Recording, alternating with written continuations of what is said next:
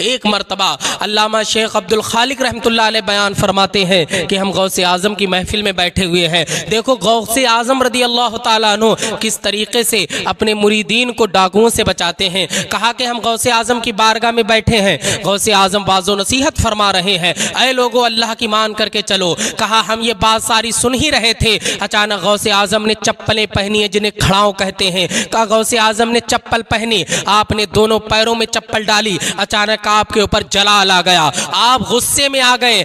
आपके मुरीदीन कहते हम देख रहे हैं कि गौसे आज़म रदी अल्लाह ताला अन्हु को जलाल आया है, आपने खड़ाओं पहनी है और आपने जोरदार आवाज में कहा था दूर हट जाओ। जब आपने इतनी आवाज दी, कहा कि हम में किसी को बोलने की जुर्रत नहीं थी, बस हम ये सारा मंजर अपनी आंखों से देख रहे हैं कि यहाँ तो कोई है भी नहीं, फिर गौसे आज़म इतने जलाल में कैसे आ गए? अभी तक तो आप जमाल में थे, मुरीदीन को वाज़ो नसीहत फरमा रहे हैं, मगर अब इतना जलाल क्यों है? और गौसे आज़म ने अपनी चप्पल ली और एक दूर जगह पर फेंक दी। हजरत अब्दुल खालिक फरमाते हम खामोश रहे। फिर गौसे आज़म रदी अल्लाह ताला अन्हु वाज़ो नसीहत फरमा रहे हैं, आपने फिर खड़ाओ ली और दूर जगह पर फेंक दी और आप गरजदार आवाज में बोले दूर हट जा।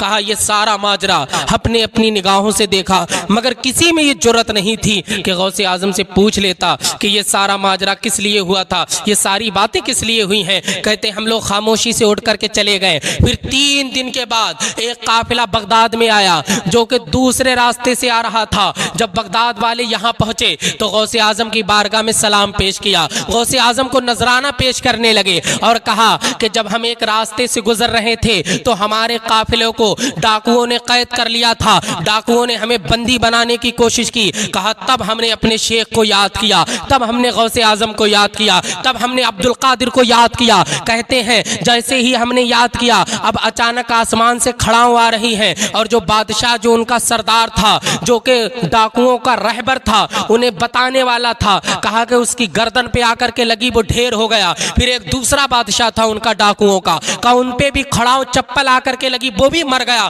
कहा ये सारा माजरा हम देख रहे थे। फिर जो डाकू थे उन्होंने कहा तुमने अपने पीर व मुर्शिद को बुलाया है, उन्हीं ने तुम्हारी मदद की है, अब जाओ हम तुम्हारा कुछ नहीं करेंगे, हम तुम्हें माफ कर रहे हैं। अल्लाहु अकबर। हजरत गौसे आज़म रदी अल्लाह ताला अन्हु के ये मुरीदीन जब बगदाद पहुंचे तो ये आपको नजराना पेश करने लगे, आपकी बारगाह में सोना पेश करने लगे और वो खड़ाओं भी पेश की थी। कहा ये कि उन डाकुओं ने हमें ये खड़ाओं दी थी कि गौसे आज़म की बारगाह में दे देना जा करके, इसलिए कि हमारे दोनों बादशाह जो डाकुओं के सरदार थे वो मर गए हैं, वो गरक हो गए, वो फना हो गए, इसलिए कि गौसे आज़म ने जो बगदाद से चप्पल का बार किया था जालिम पर, उसका असर ऐसा था कि वो मर गए। अल्लाहु अकबर। अब हजरत अब्दुल खालिक समझ गए कि गौसे आज़म को जलाल क्यों आया था, तकरीर के दरमियान आपने इतना जलाल क्यों किया था, ये सारा मैटर आपके सामने जाहिर हो गया। तो ये गौसे आज़म है कि जिन्हें पुकारा जाए तो मदद करते हैं, ये गौसे आज़म है जो बेसहारों का सहारा बनते हैं, इसलिए कि अल्लाह पाक ने मकाम मर्तबा ही बढ़ा दिया है,